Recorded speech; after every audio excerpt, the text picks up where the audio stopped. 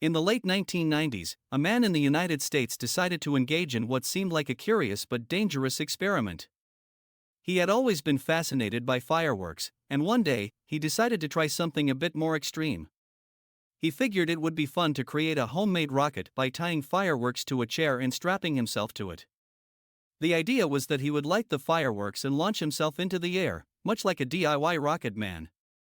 Unfortunately, the man was not an expert in rocket science or firework safety. In fact, he was drunk at the time of the incident.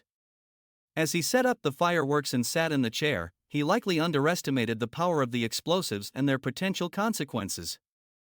When the fireworks went off, they did indeed propel him into the air, but not in a controlled, safe manner. The fireworks sent him rocketing upward, but the force of the explosion was far too great. Rather than soaring into the sky as he had hoped, he was thrown violently into the ground. The explosion was so powerful that it was fatal, and he ended up dying from the blast.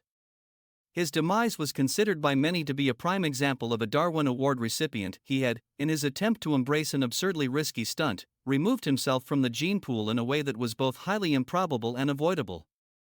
Though this story is tragic, it's also a cautionary tale about the dangers of combining alcohol, poor judgment, and an ill-conceived fascination with explosives.